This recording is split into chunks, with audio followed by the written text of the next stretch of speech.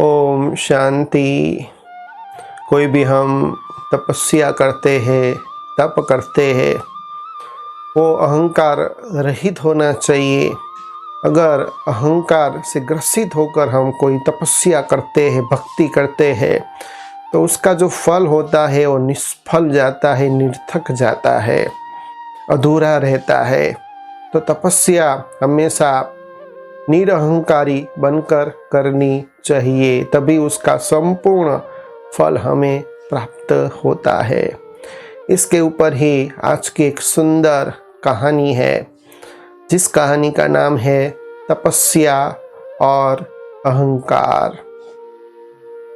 तो एक डाकू और एक साधु दोनों ही एक दिन मर जाते हैं और दोनों ही साथ में धर्मराजपुरी में पहुंचते हैं, यमलोक में पहुंचते हैं। तो डाकू और साधु दोनों को देखने के बाद उनका जो लेखा जोखा है धर्मराज वो निकालता है और उनकी क्या गति होगी वो देखने लगते हैं। तो जब कोई भी निर्णय उनको कहना था, उसके पहले ही दोनों को वो कहते हैं कि आपको एक अवसर दिया जाता है, आप अपने लिए कुछ कहना चाहते हैं, नहीं तो मैं अपना निर्णय सुनाता हूँ। तो दोनों कहते हैं कि हाँ, हम कुछ कहना चाहते हैं। तो पहले तो जो डाकू था वो कहता है कि वो समझता है कि मैंने सारे जीवन में ही बहुत ही पाप कर्म किए हैं, उनको बहुत पछतावा भी होता है। तो अति विनम्रता के साथ हाथ जोड़कर वो धर्मराज को कहता है कि मैंने बहुत ही सभी को लूटा है, सभी को मारा है, जीवन में बहुत ही पाप किए हैं, इसलिए मैं दंड का ही भागीदार हूँ। आप मुझे उचित दंड दे, मैं उसको तुरंत ही स्वीकार करूंगा। तो बड़ी ही विनम्रता के साथ हाथ जोड़कर सिर झुकाकर वो कहता है।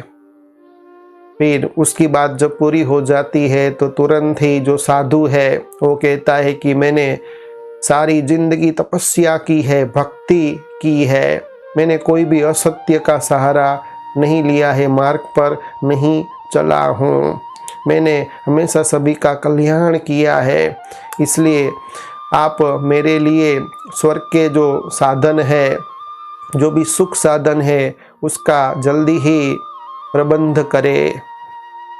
तो दोनों का जो वचन है वो सुनने के बाद धर्मराज कहता है कि डाकू को कि हे डाकू, तूने सारी ही जिंदगी पाप किया है, इसलिए अभी तुझे मैं आदेश देता हूँ कि तुझे ये साधु की सेवा करनी होगी। तो ये सुनने के बाद डाकू अपना सिर झुका करके कहता है कि जैसी आपकी आज्ञा, मैं पूरी दिल से इस साधु की सेवा चाकरी करूँगा। तो जब ये आज्ञा डाकू को मिलती है तो साधु को ये बात अच्छी नहीं लगती है और तुरंत ही वो धर्मराज को कहता है कि आपकी ये जो आज्ञा आपने डाकू को दी है ये मैं स्वीकार नहीं करता हूँ, क्योंकि डाकू तो पापी है, उसके पाप से, उसके स्पर्श से तो मैं अपवित्र हो जाऊँगा। और मैंने तो बहुत ही तपस्या की है, मैंने तो बहुत ही भक्ति की है, तो आपने मेरा भक्ति का और तपस्या का मान नहीं रखा, तो मेरी भक्ति तो ऐसी ही, तपस्या ऐसी ही निरर्थक हो जाएगी, निष्फल हो जाएगी।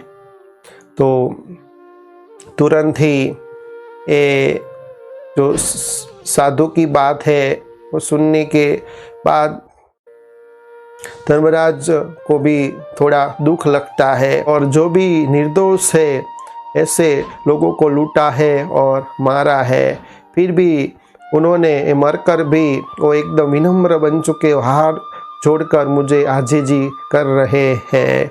और आपने तो सारी जिंदगी तपस्या की है, लेकिन आपकी तपस्या और भक्ति में अहंकार की बदबू आ रही है तो आपका जो फल है वो निर्थक है, आपकी जो भक्ति है, आपकी जो तपस्या है वो अधूरी है। इसलिए संपूर्ण तब होगी जब आप इस डाकू की सेवा करेंगे। तो मैं आपको आदेश देता हूँ कि आपको इस डाकू की सेवा करनी होगी।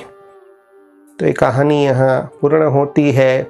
तो इस कहानी से हमको ये सीखने को मिलता है कि कभी भी जीवन में जो भी मेहनत करते, पुरुषार्थ करते, तपस्या करते, तप करते हैं, उसका कोई भी अहंकार, घमंड नहीं होना चाहिए। जो भी घमंड करते, अहंकार करते हैं, उसका हमेशा नाश होता है। तो जैसे साधु की कैसी गति हुई, उसने सारी जिंदगी तपस्या की, तप किया, लेकिन फिर भी उसका जो तप है वो निरर्थक गया, निष्फल गया और उसको क्या करना पड़ा, उसको डाकू की सेवा करनी पड़ी। तो ऐसे साधु की तरह हमारी हालत भी न हो जाए, इसलिए जो भी हम तप करते हैं, तपस्या करते हैं, मेहनत करते हैं, तदबीर करते हैं, उसका कभी भी अहंकार जीवन में नहीं लाना चाहिए। अच्छा, ओम शांति।